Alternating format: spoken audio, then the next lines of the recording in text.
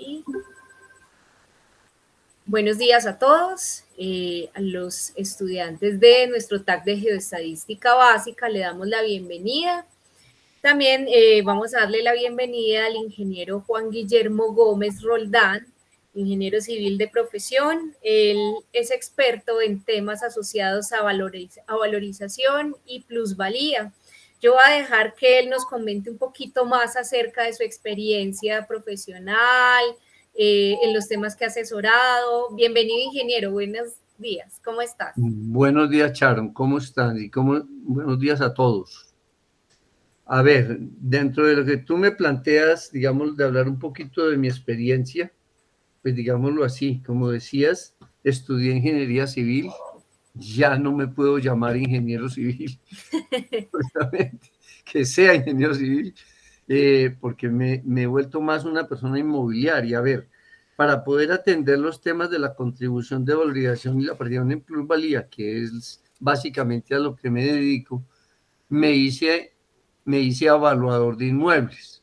O sea, me puse a estudiar el tema por una simple razón y fundamentación de ética. A ver, yo como llamo a una persona y le digo que le voy a cobrar una contribución de valorización porque su predio se va a valorizar y yo no sé explicarle por qué se valoriza el inmueble. Eso solo me lo puede dar el conocimiento y las técnicas de valoración de inmuebles. Pues esa fue la necesidad. Yo no me dedico a hacer avalúos, sin embargo, estoy registrado como evaluador de inmuebles. Entonces, aquí viene algo que es bueno que ustedes comiencen a ver. Ustedes están estudiando una profesión. Esa profesión nos va a llevar a la vida profesional y el aprendizaje, cuando uno termina de graduarse, ahí empieza el aprendizaje. Uno no sabe realmente a dónde va a llegar. Y uno empieza con las bases de la profesión que estudió, pero lo primero que uno tiene que entender cuando hace una carrera profesional, que a usted lo principal que le enseñaron fue a estudiar. Y usted tiene que seguir estudiando toda la vida. ¿Por qué? Porque los retos que se van a venir para el ejercicio de la profesión no necesariamente se circunscriben a lo que usted aprendió en la universidad. Además de que todas las teorías que se plantean cuando uno estudia van evolucionando, van transformándose y uno tiene que irse permanentemente actualizando. Entonces aquí el reto es ese. Yo le decía ahora a Sharon cuando empezábamos esta charla que en la profesión mía nos tocó arrancar de la edad de piedra a pasar a la edad de la física cuántica y los computadores. Nosotros yo me formé como ingeniero manejando la regla de cálculo y con calculadoras mecánicas. Y del ejercicio de la profesión me tocó comenzar a aprender a usar todos los medios electrónicos. ¿Y eso quién me lo iba a enseñar? No, ya se vuelve. Yo aprendí a estudiar. Y ahí es donde uno tiene que comenzar a explicar, porque es que cada cosa que se va a hacer en el territorio no solamente es de aprender técnicas, sino la única manera de entender el territorio, que es lo que vamos a estudiar, es estudiando el territorio. Y si yo no tengo técnicas y metodologías de estudio, no voy a poder hacer ningún tipo de trabajo. Así es, Inge. Y cuénteme una cosa, Inge. Digamos, en el tema catastral, en el tema de estudios de valor del suelo, yo sé que usted ha tenido un desempeño importante. Creo que somos varias las personas en el gremio y en varios sectores que nosotros tenemos que referenciarlo a usted como esa fuente de conocimiento, sobre todo para los temas de valorización. Entonces quisiera que usted le comentara un poquito a mis estudiantes con respecto a esa trayectoria que usted ha tenido en estas dos temáticas. A ver, a mí, pues empezamos a hacer estudios y fundamentalmente uno comienza con el catastro. ¿Por qué? porque para poder, a ver, el trabajo fundamental mío ha sido orientado a la contribución de valorización. Para poder estudiar la contribución de valorización hay que estudiar los temas catastrales. Los temas catastrales, entonces, ¿cómo procesarlos? Anteriormente los temas se manejaban con lápiz y papel. Hoy hay que entrar a trabajarlos con los sistemas de información geográfica. Los primeros avances en los sistemas de información geográfico empezamos en los años 90 a comenzar a procesar información para poder comenzar a construir predicciones o simulaciones del comportamiento del valor de la tierra en el territorio. Y en esto hay algo que es muy importante que a veces se nos olvida cuando procesamos información. Cuando yo voy a procesar información, yo tengo que analizar muy bien qué es lo que yo quiero procesar. ¿Cuáles son los resultados que se esperan? ¿Cuál es el tipo de resultados que se esperan? ¿Por qué? Porque es la única manera de ver cómo se analiza la herramienta que vamos a utilizar. Los sistemas de información geográfico no son el fin que se persigue. Los sistemas de información geográfico son una herramienta que podemos utilizar para obtener el fin que perseguimos. Entonces, aquí comienza algo que es muy importante y es cómo procesar la información, y en esto comienza con el mismo crecimiento tecnológico. Anteriormente, las herramientas que se usaban en los mismos sistemas de información geográfico eran, digámoslo también de esa manera, aunque parezca muy rudo, de la edad de piedra. ¿Sí? Antes no teníamos los formatos de archivos que hoy tenemos, teníamos otro tipo de formatos, teníamos otro tipo de procesamiento de información donde teníamos que construir modelos sobre las herramientas que existían en cada época que va ido avanzando los sistemas de información geográfico, porque los sistemas de información geográfico también han ido avanzando en el tiempo de acuerdo con las necesidades. Uno oye generalmente cuando comienza a hablar de los sistemas de información geográfico y le dicen a uno, no, pero es que los sistemas de información geográfico son o fueron diseñados inicialmente para analizar los minerales que se encontraban en el subsuelo. Y hay personas que pretenden que no saliera de ahí. ¿Qué característica fue la que dio ese primer arranque en el subsuelo? ¿Por qué?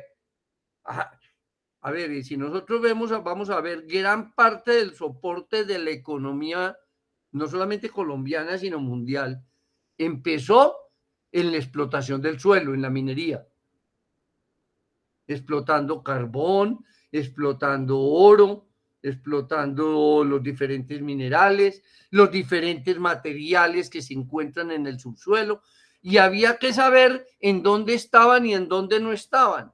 Entonces eso comenzó a llevar a que había que generar un proceso que se llama de georreferenciación de dónde se encontraban los materiales para la explotación y poder definir el alcance de una mina y poder saber hasta dónde pueden llegar.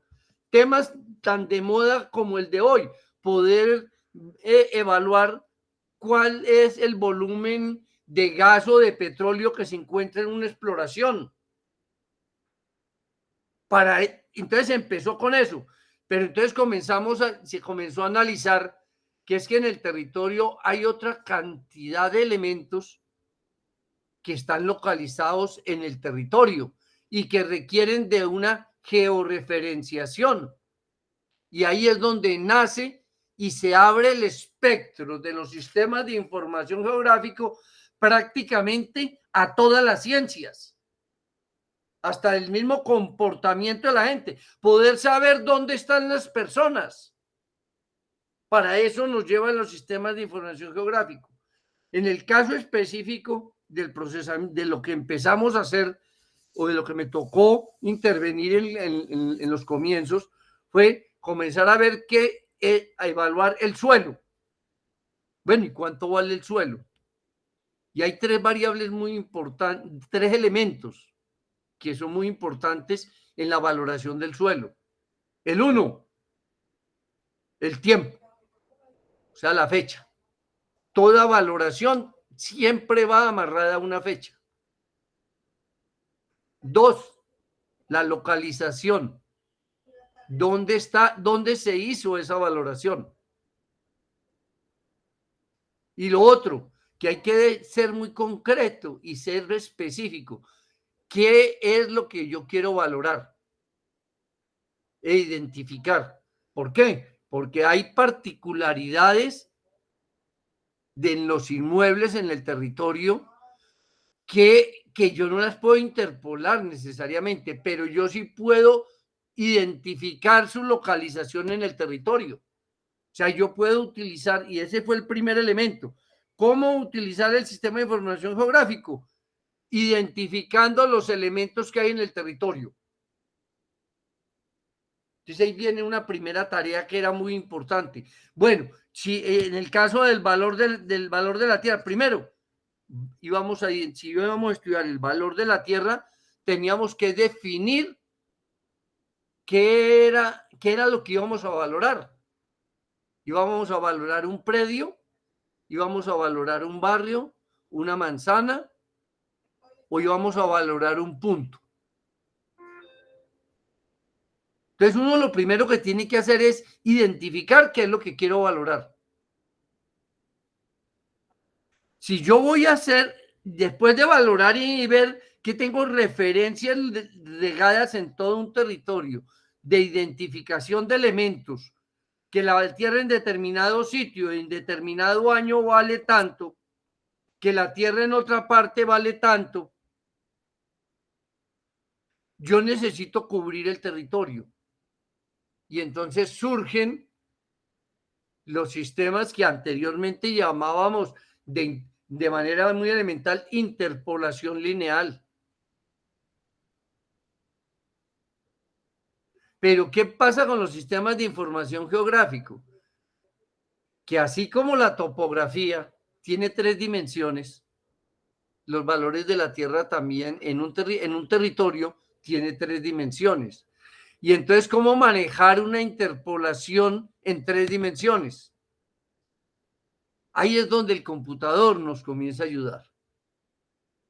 Y entonces comenzamos a hacer análisis de cómo son, o sea, ya necesito la coordenada X, la coordenada Y y la coordenada Z.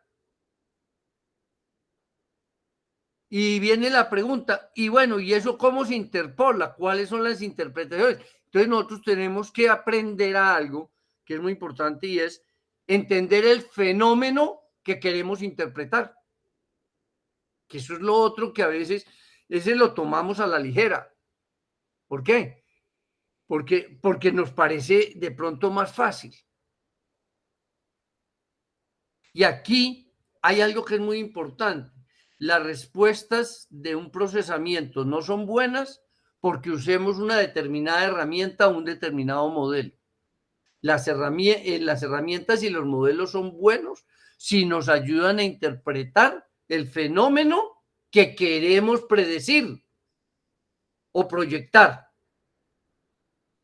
Entonces, yo cuando voy a usar las herramientas tengo que entender los fenómenos que se viven en el territorio. Porque es que, a ver, hablemoslo de manera un poquito así rápido. Cojamos un elemento físico, la localización de una quebrada. ¿Qué pasa con una quebrada en un territorio? Entonces, dependiendo qué quiero yo obtener, entonces, ¿qué interpretación tengo que dar yo de esa quebrada? Si estamos hablando, por ejemplo, volvamos al tema, valor de la tierra. ¿Qué impacto tiene el que existe una quebrada en el territorio que estoy evaluando. Seguramente el área de retiro.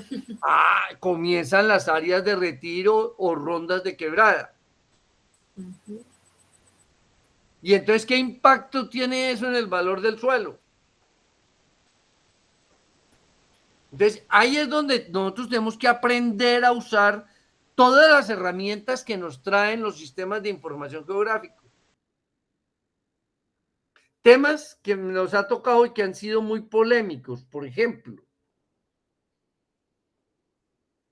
los límites del perímetro urbano y el perímetro rural. ¿Cómo manejar el comportamiento del valor del suelo utilizando las herramientas? Pero para hacer eso, primero tenemos que entender, bueno, ¿y qué pasa en los perímetros urbanos rurales? ¿Qué pasa con el valor del suelo?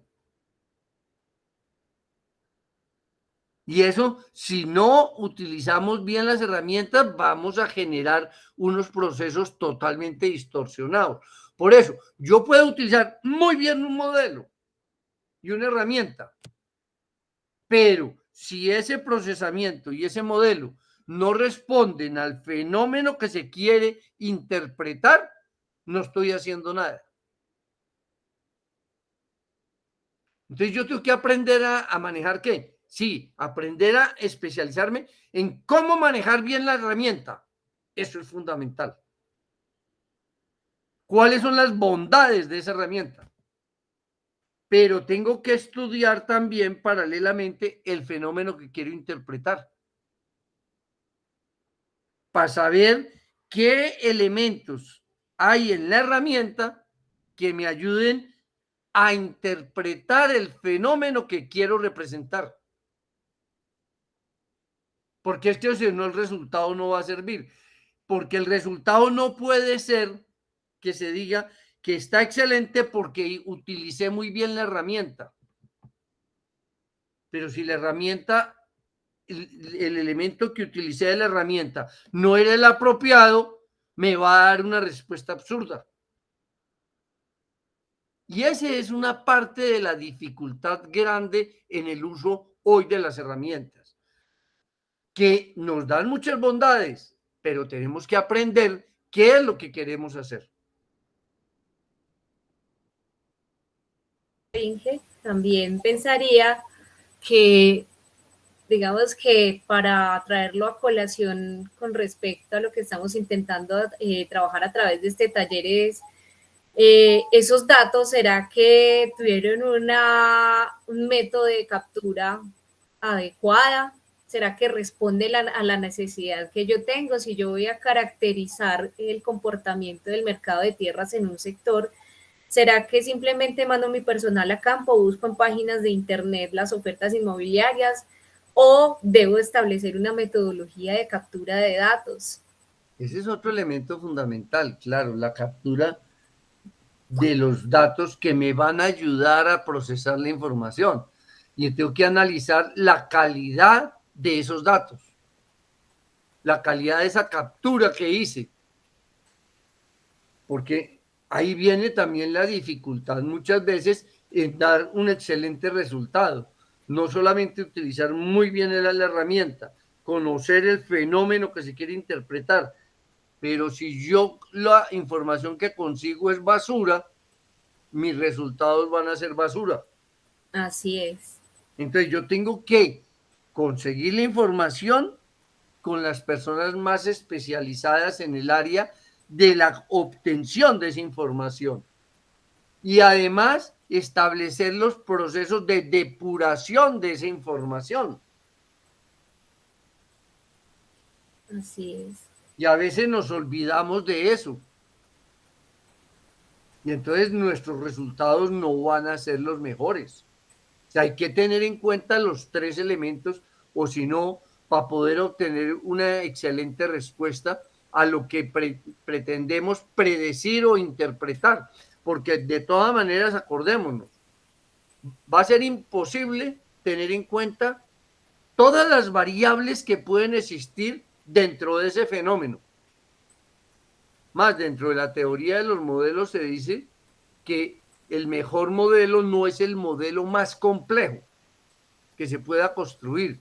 En la teoría de los modelos se establece que el mejor modelo es el modelo más simple que interprete las variables más significativas del proceso.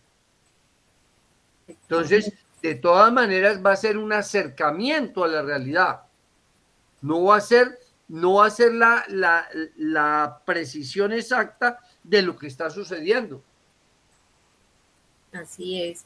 Es un acercamiento. Nosotros tenemos que comenzar a entender que el territorio no se mueve dentro del marco de la aritmética.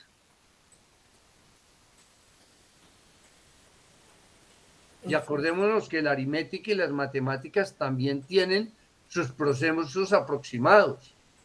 O si no, ¿por qué existen las integrales? ¿Por qué existen los límites? ¿Por qué existen las ecuaciones que son discontinuas? O sea, hay procesos matemáticos que no son lineales. Y a veces tenemos que aprovecharnos de esas herramientas para explicar los procesos. Sobre todo estas variables que son de tipo socioeconómicas, ¿no? Que posiblemente el valor del suelo no es una variable que se propaga de manera sistemática como uno esperaría, como lo hace un mineral, que era el que usted decía inicialmente, ¿cierto? Entonces, digamos que abordar la explicación del comportamiento del mercado de tierra se vuelve, digamos, algo un poco más complejo y también obedece mucho como a los propósitos a los cuales uno va a utilizar esos datos, ¿cierto? Entonces puede ser para hacer un observatorio inmobiliario o puede ser para un estudio de valorización, puede ser para mirar el efecto plusvalía del cambio de una norma. Perfectamente, en el ejercicio profesional tenemos muchos elementos. A ver, algo que a veces no hemos tenido en cuenta a veces para hacer las cosas.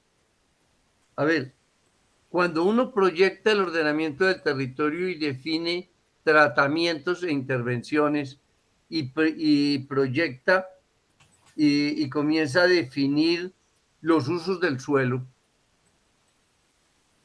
algo que se nos olvida muchas veces es, bueno, y con esa definición, ¿qué va a pasar con el valor de la tierra? Uno de los grandes problemas en mi concepto de la planeación que hoy se sigue haciendo en Colombia es que quienes hacen planeación no saben del valor de la tierra ni el valor de los inmuebles. Entonces no saben, no entienden el comportamiento económico del territorio. Y en un territorio, me perdona lo que voy a decir y pueden pensar que soy muy materialista, pero lo que económicamente no es viable no existe.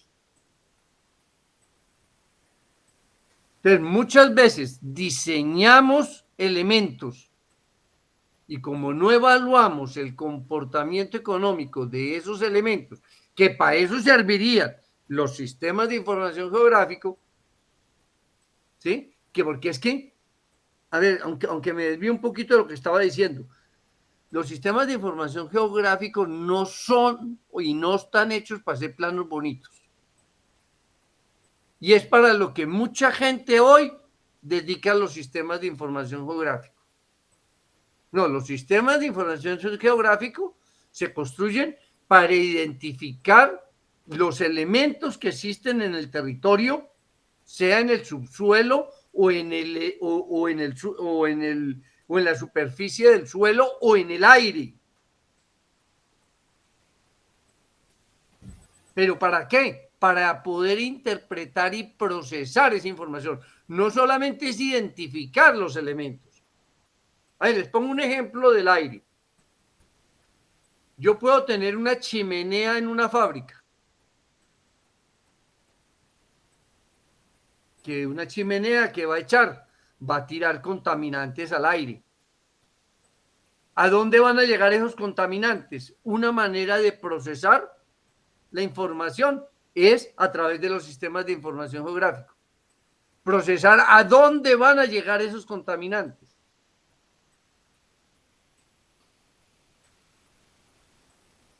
El solo identificar la chimenea me da una información, ¿sí?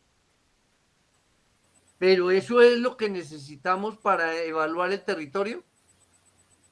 No, no, habrían que tener muchas más A ver, elementos. pongámoslo en un elemento que más que está muy de moda hoy. El cono de aproximación del aeropuerto. Ah, Los sistemas de información gráfica son ideales para diseñar los impactos de tener un aeropuerto en un territorio, para definir la planeación de ese territorio, para hacer los estudios, no solamente contaminación, los estudios de ruido, los estudios de alturas, las actividades que se deban o no realizar en ese espacio aéreo, cómo circulan los aviones alrededor de ese aeropuerto. Esos son temas directamente relacionados para ser procesados a través de sistemas de información geográfica. sí, es un análisis, de hecho, muy importante, justamente ese análisis sobre la pista, perdón, sobre el área de aproximación de los aeropuertos, porque obviamente la normatividad de alguna manera puede limitar esa capacidad portante del suelo, ¿cierto?, a desarrollarse en volumetría y posiblemente eso también tenga unos impactos que sería muy interesante medirlos en el valor del suelo, cómo se comportaría, digamos, el valor del suelo en estas zonas donde queda el cono de aproximación del aeropuerto. Y tenemos diferentes niveles de cono del aeropuerto, que es que eso es lo otro, creemos que a veces solo es un solo nivel. Ahora, por ejemplo, que está tan de boga el estudio que se está haciendo en Río Negro sobre la segunda pista. Bueno, ¿cuáles son los impactos en Oriente de construir?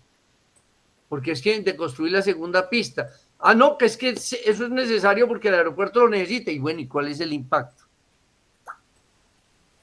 Porque es que el impacto, vuelve y digo algo que decía ahora al comienzo, el impacto se genera en tres dimensiones. En la coordenada norte-sur, en la coordenada este-oeste y en la altura. ¿Cómo evalúo yo el impacto en las tres dimensiones? Entendiendo el fenómeno, cómo se mueven los aviones, el ruido, a veces no pensamos también en los movimientos de los vientos, cómo se dan, qué transformación genera el mismo aeropuerto en los vientos de la región, cómo se puede transformar el clima en esa región por tener el aeropuerto. Entonces, esos son elementos que abarcan digamos, el problema completo. La única manera de estudiar el problema completo es estudiándolo en las tres dimensiones. Si yo lo estudio en dos dimensiones, se me va a quedar el problema a medias. Sí, me hace acordar algo que decía Samuel Jaramillo, un teórico de las rentas del suelo. Él decía, para poder analizar, digamos, los fenómenos urbanos, uno tiene que analizarlo a través de las diferentes imbricaciones que tiene. Imbricaciones sería como esos diferentes fenómenos que se traslapan y generan un efecto en particular y que, pues, obviamente a través de las herramientas de sistemas de información geográfica nos permite como hacer ese análisis transversal de todas esas variables que intervienen allí en Sí. los territorios. A ver, volvamos, digamos, al tema al comienzo que me decías, tema catastral. Uno de los temas importantes del tema catastral de vieja data, no, aunque hoy sigue siendo real, es construir las zonas homogéneas físicas para poder construir las zonas geoeconómicas y poder determinar el valor del suelo para los inmuebles. Uh-huh. ¿Cómo construir las homogéneas físicas? ¿Cómo se hacía anteriormente? Comenzando a traslapar planos. ¿Y eso cómo se hacía? Usando papeles transparentes. Después pasamos a la era de los acetatos. Y hoy ya estamos en la era de los sistemas de información geográfico. Entonces, hoy construir las zonas homogéneas físicas, digámoslo, es un problema relativamente sencillo, desde que yo haga bien la operación inicial, desde que yo identifique muy bien cada uno de los elementos que van a componer las zonas homogéneas físicas. Y a veces eso es lo que se nos olvida. Creemos que es utilizar solo la herramienta. Volvemos a lo que decíamos ahora. Lo primero que yo tengo que definir es cuál va a ser cada uno de los elementos con el cual voy a construir la zona homogénea física. Y poder construir esos planos de levantamiento de información. Y después de tener eso, ya sí entro a traslapar, y para eso el sistema de información geográfico tienen varias herramientas para hacer ese proceso. Y con eso construyo las zonas homogéneas físicas. Yo teniendo las zonas homogéneas físicas ya realizadas o construidas, yo ya sé cuáles son las características que tiene cada zona entonces. Y puedo hacer la investigación de mercado que existe al interior de cada una de las zonas para poder adelantar el proceso de valoración de esas zonas homogéneas físicas y convertirlas en zonas geoeconómicas.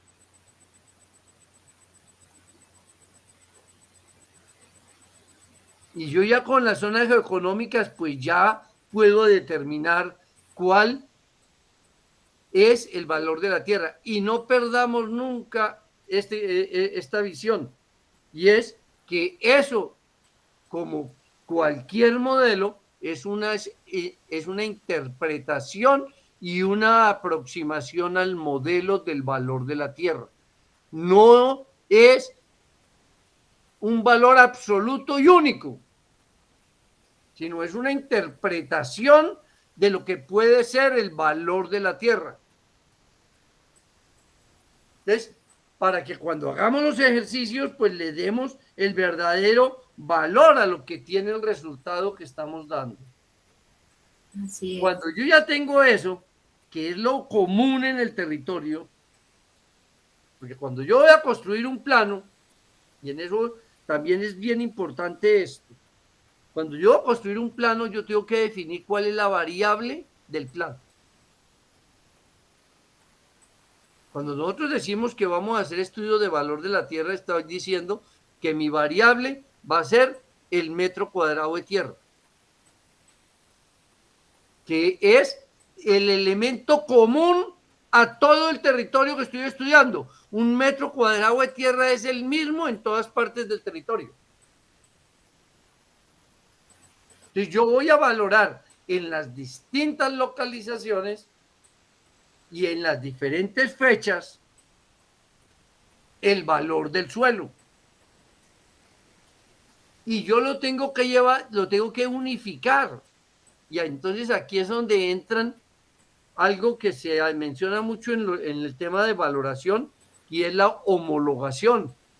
¿Por qué? Porque yo no puedo cruzar valores de un año con valores de otro, a no ser que homogenice la información. Entonces, tener el elemento claro, ¿qué es lo que yo quiero identificar en el modelo? Ahora, cuando hablábamos de los otros modelos, que estábamos diciendo que voy a hablar de la contaminación del aire. La contaminación del aire es mucho y nada. ¿La contaminación qué? ¿Cuál contaminación? ¿La de partículas de 2,5 micrones? Ah, entonces yo ya sí puedo construir un modelo. O la de 10 micrones.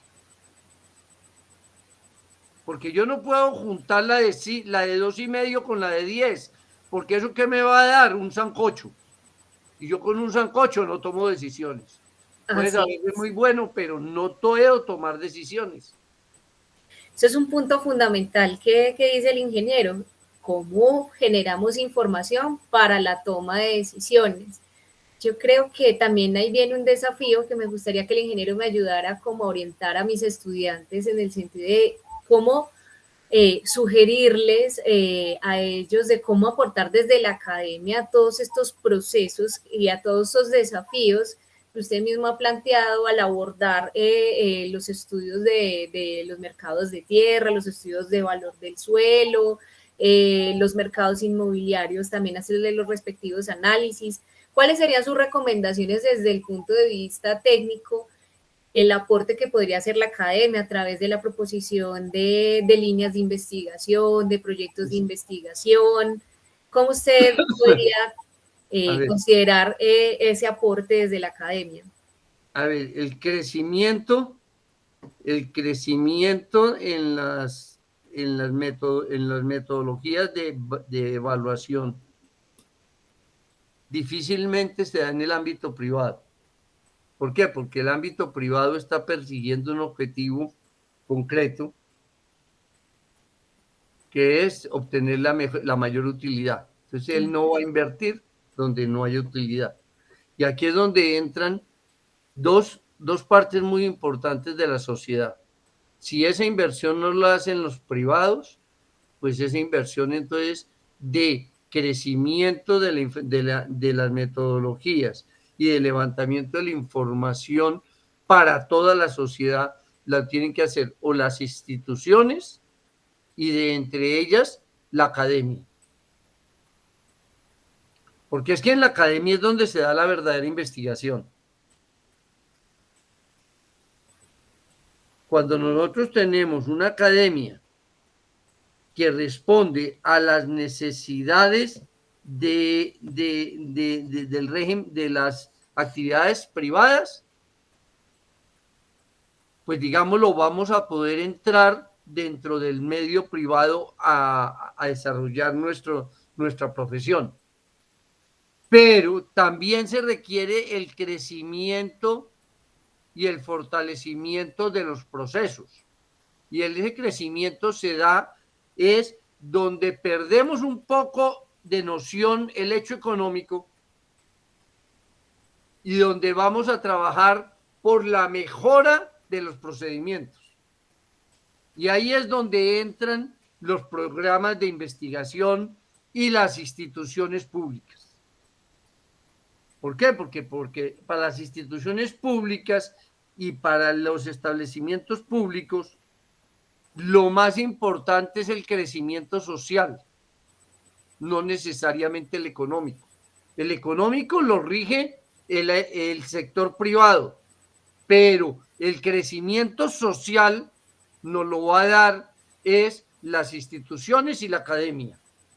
Si nosotros en la academia no tenemos un crecimiento social de las diferentes actividades, pues nosotros vamos a ir a una sociedad que no responde a las necesidades que tiene ese territorio. Porque el privado lo que va a hacer es explotar los medios para obtener un recurso económico. Entonces, la academia tiene un papel fundamental en el crecimiento de las necesidades y la identificación de fenómenos. ¿Para qué? Para poder seguir fortaleciendo las metodologías y las técnicas de trabajo. Si eso se descuida, entraremos en una sociedad totalmente desbalanceada, que es parte de lo que tenemos hoy. Pero tampoco la academia puede olvidarse del hecho económico. Son vinculantes de alguna manera. Como les decía ahora, lo que económicamente no es viable no existe. Porque es que o si no, ¿con qué se financia? Entonces, nosotros tenemos que pensar en el crecimiento social y el fortalecimiento de las herramientas y las investigaciones sin descuidar el tema económico. Sin ser el objetivo primordial, pero no se puede descuidar. Porque el privado se concentra en su crecimiento económico. Lo social es lo secundario. Entonces, la academia es donde hacemos los planteamientos de las cosas. Pero si lo que planteamos económicamente no es viable, se queda en un ejercicio muy bonito para guardar en bibliotecas. Totalmente de acuerdo. Porque lo que se plantee en la academia y en las mismas instituciones públicas tiene que llegar a la sociedad, y llega a la sociedad en la medida en que los privados la acojan. Y ahí es donde crece toda la sociedad. Entonces, estas herramientas de las que estamos hablando nos ayudan para todo eso. Hoy, digámoslo, es la herramienta por excelencia para el área del conocimiento que usted quiera. Yo me acuerdo hace muchos años,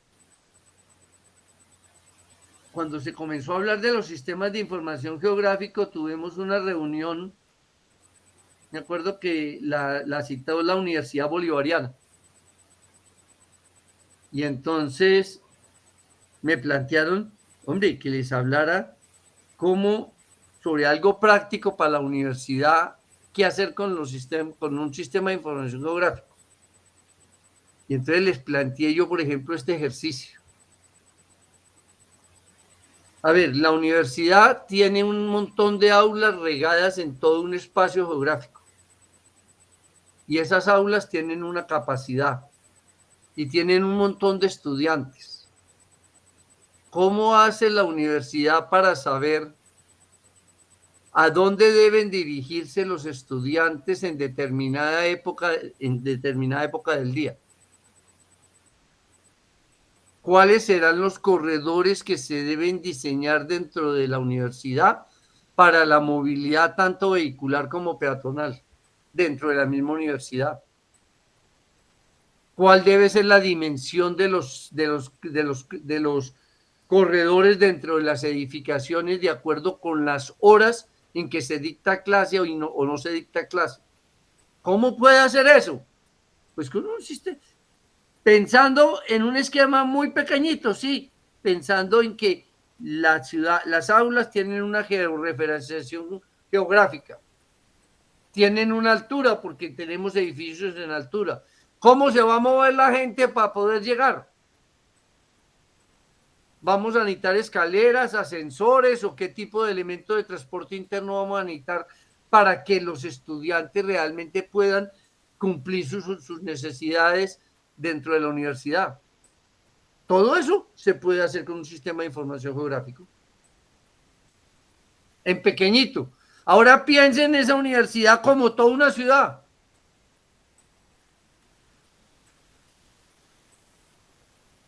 Los sistemas de información geográfico para el diseño de los corredores peatonales. Hoy el tema que está tan de moda, para diseñar las ciclorrutas. ¿Cuáles deberían ser los corredores? Si nosotros explotamos en debida forma los sistemas de información geográfico, podemos hacer diseños que realmente respondan a las necesidades, no al capricho de unas personas, que es como generalmente se hace, que le gusta que la ciclovía vaya por la carrera 70. ¿Por qué por la carrera 70? No porque es que la 70 es muy importante. ¿Y quién dijo que por ahí es el mejor sitio para que se muevan las bicicletas? Toda esa modelación es la que se puede hacer si nosotros mezclamos los diferentes modelos a través del sistema de información geográfico que nos tiene identificados todos los elementos que pueden haber en un territorio, tanto económicos como sociales como físicos. Súper importante. La pregunta es, ¿y por qué no lo hacemos? Es una gran pregunta. Nosotros tenemos hoy muchas cosas levantadas, identificadas, y a veces perdemos la información. Les voy a contar algo de un ejercicio que sucedió en planeación municipal. Planeación municipal tenía la restitución aerofotogramétrica de Medellín del año 68. Por un ejercicio de terquedad y tesudez del director de esa oficina, se restituyeron esos planos y se montaron en un sistema de información geográfico para comenzar a ver cómo era la transformación desde el año 68 y poder evaluarla, qué hemos hecho hoy. Él restituyó todos esos planos. Ese señor se jubiló del municipio y toda la información se perdió. Ah, no, eso no puede seguir, no puede suceder. Pues actualmente con todas estas herramientas de alojamiento de información, el catastro ya es considerado una big data. Yo creo que se nos vienen, digamos, nuevos desafíos y aprender de esas experiencias del pasado. A ver, el que no evalúa la historia está condenado a repetirlo. Así es. Nosotros, con toda la información que estamos construyendo y levantando, ¿dónde está quedando? Yo pregunto hasta dentro de la misma universidad, ¿en dónde está quedando esa información?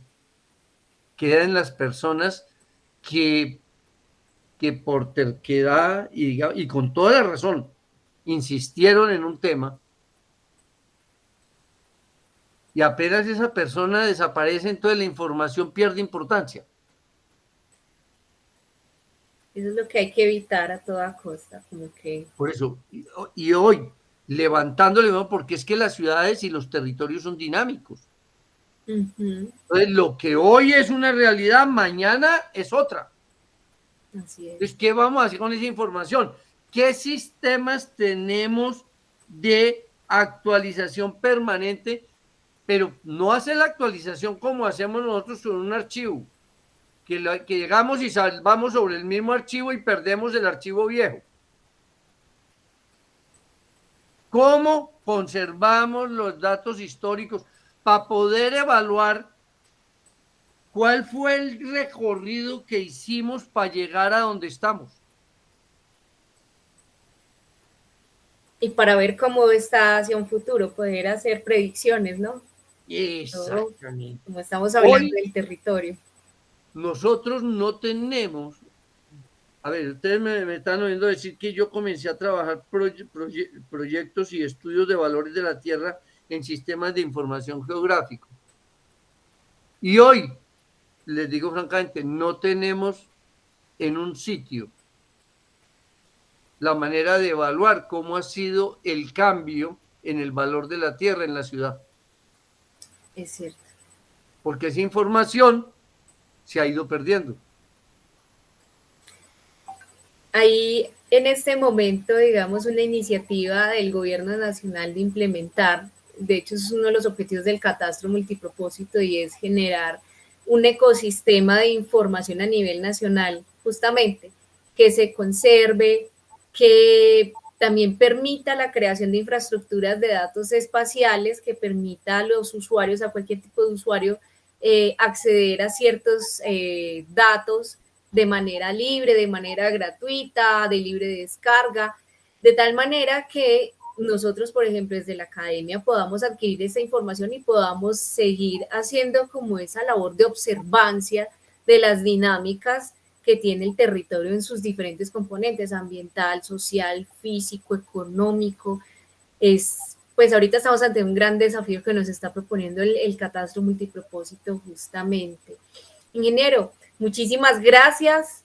La verdad ha sido muy aportante la información que usted nos ha brindado, su experiencia, y creo que usted nos deja también con muchas ideas planteadas que yo creo que mis estudiantes las van a tener en cuenta, y seguramente le vamos a seguir de pronto consultando, porque yo creo que es importante no solamente como hacer clic, ¿cierto?, sino la ciencia detrás del clic y saber para dónde vamos, y que de pronto estas personas como usted, que son expertas en todos estos procesos, nos permitan tener unas mejores perspectivas ¿cierto? Y plantear soluciones que respondan a esas necesidades que tienen el sector privado o también el sector público, pues desde sus diferentes dependencias.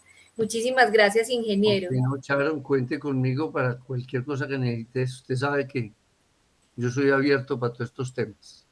Muchísimas gracias, feliz día, que esté muy bien. Y para rematar así como un temita hacia el final, Claro que sí. tú ahora me decías hacer clic y viene una pregunta que es bien importante, que a veces el sistema de información gráfico no nos hace todo. Y vuelvo y repito algo, sistema de información es una herramienta. Necesitamos personas pensantes con criterio que sepan evaluar no solamente la información que entra, sino la información que sale de los modelos. Así es. Porque si no hay quien haga un análisis crítico de lo que sale del modelo, los modelos nos pueden llevar a distorsionar la realidad. Tomar malas decisiones. Exactamente. Entonces necesitamos personas pensantes y los computadores nunca reemplazarán esas personas pensantes. Por más inteligencia artificial, el criterio no es reemplazable con la inteligencia artificial. Fundamental, entenderlo y aprovechar esa potencialidad que tenemos. Exactamente. Muchísimas gracias, ingeniero. ¿Listo? Seguimos. Gracias.